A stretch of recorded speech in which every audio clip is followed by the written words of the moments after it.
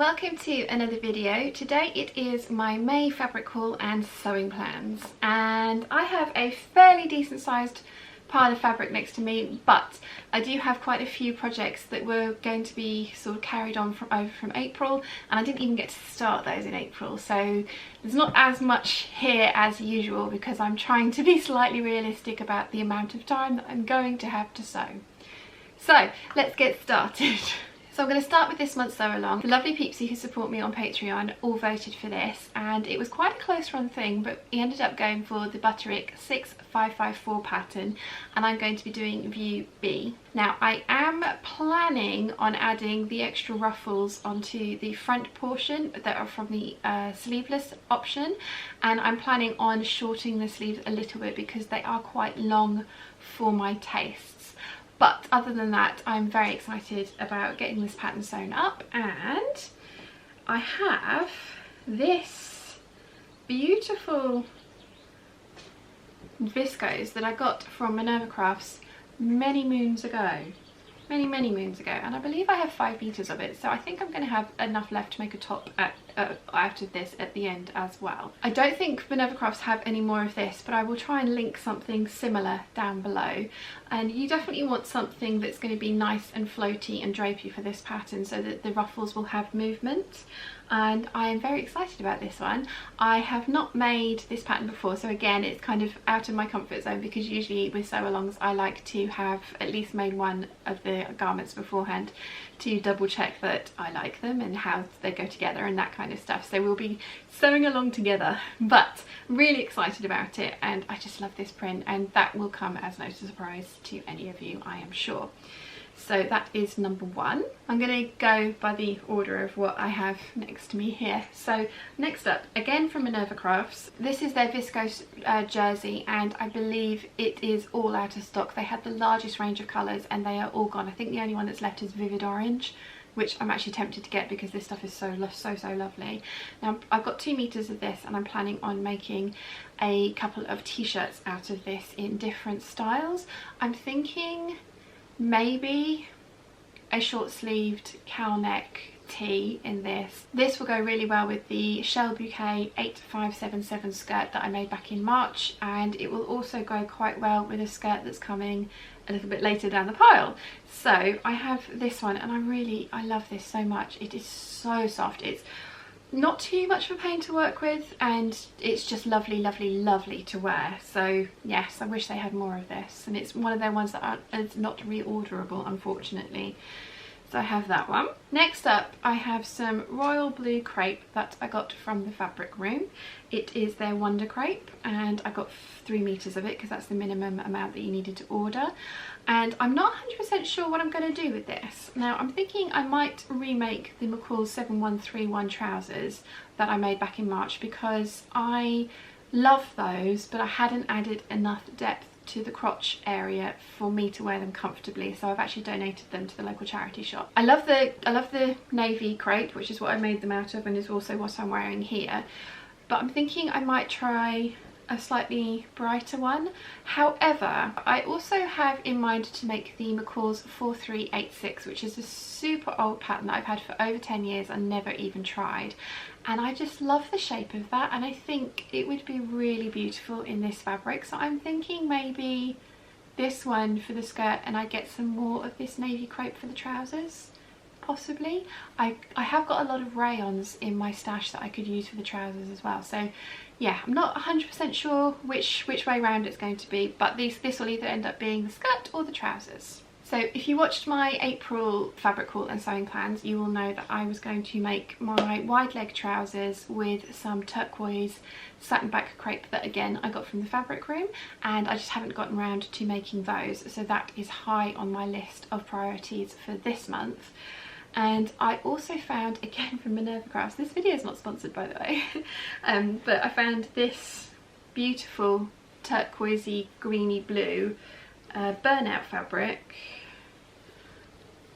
from Minerva Crafts, and I think I got myself 3 meters. And what I'm planning on doing is I'm going to make the sew over it Anderson blouse, but I'm going to crop it. I am going to crop it so that it is waist length. So I'm either going to make it into a wrap top like their Ella blouse, just so that it can wrap up at the waist, or I'm going to put on a elasticated waistband. Now I bought a ready-to-wear top from Topshop to see the fit. It had big long fluty sleeves on it and an elasticated waistband, and I always thought, I'm not sure about that, but I actually really liked it on me, and I think if I get the proportion right, that is going to look amazing with the trousers that I want to make in the similar colour crepe to this. So I'm going to, I've had the Anderson blouse for a while, and I've always been put off because I've, you know, so many people have like, oh, it's so much fabric in the bottom bit and the proportions are off. So I'm thinking I'm going to have a fuss with it and have a go and see what I can make out of it, because I love the way that Lisa wears it, and whilst I wouldn't want to wear it tucked into pencil skirts and that kind of thing, I do think it would look really cool cropped. So that's my plan for this fabric. So I made my full circle skirt out of that turquoise crepeback satin, and I have lots of large but odd sized remnants left over from that, and then when I finish with my trousers I'm thinking I'm going to have some decent sized remnants left over from that, so I'm going to cobble them together to make myself the ultimate tie front shirt. Now I really like the butterick one that I made, the Gertie one, but I obviously neglected to lengthen it, which is a stupid rookie error on my part. I always have to lengthen patterns, but I liked it, but I found it quite uncomfortable to wear because of the grown on sleeves. Meant that I couldn't see, this has got grown on sleeves and I can get all the way up with that one, but that other one I could get to about there and I couldn't move my arms any further. So I'm going to have a fuss with that pattern, probably at some point come back to it. But what I'm thinking I'm going to do, and I've been very much inspired by Liz from Liz Sews, because she has franken patterned together all of these patterns to make this beautiful shirt, the cheese shirt, and I am going to have a play with the bodice of the McCall's 6696 shirt dress, because I know that already fits me. So what I'm thinking I'm going to do is I'm actually going to lengthen it by another inch, because I like the slightly blousy effect, and I'm going to put the waistband on, and I haven't decided yet how I'm going to do the tie front at the waistband. I think what I'm going to do is finish off the ends of the button placket and leave those free of the waistband, and then make the waistband so that it ties underneath those. I think that will work. And then I'm going to add on the fluttery sleeves from the Eve dress, because I think that will look really, really cool. And I'm going to put up an inspiration picture that I found on Pinterest, and I think that that is going to be my dream tie front shirt. So I'm going to give that a go, and I'm going to give it a go in that turquoise crepeback satin from the Fabric Room, and then I also have some white Wonder Crepe from the Fabric Room, so I'm going to give it a try in this as well. This could actually be a contender for the skirt. That could look really cool in the skirt as well. Yes, possibilities, many possibilities. But yeah, I don't actually own a plain white shirt that I want to wear, so I think I need to rectify that and make myself one. And I think I'm going to wear a tie shirt more than I would wear one that I would tuck in, given the nature of the style of clothing that I like to wear. So that's what this one is. And then finally, I have the most exciting fabric here. I am doing a proper, fully detailed video about this, but I had to feature it in my May fabric haul and sewing plans, because if you didn't watch it on the vlog, you need to see this. Oh my goodness, I have flamingos. I have turquoise flamingos.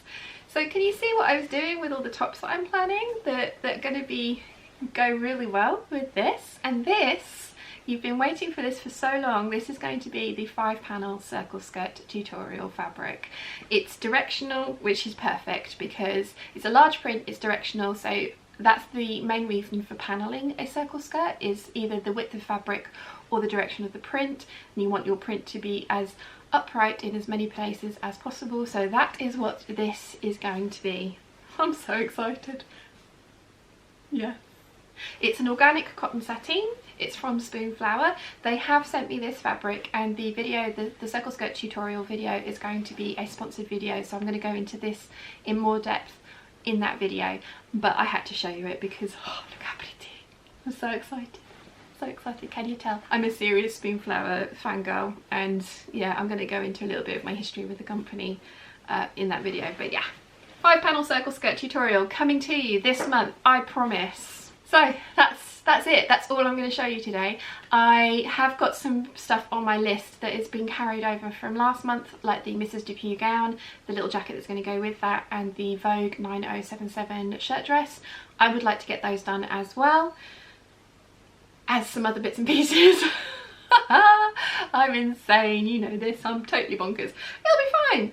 I don't need sleep. And I'm not going to be as busy with other things this month, so it's doable. It's all doable. Yes. Keep telling yourself that, Sean.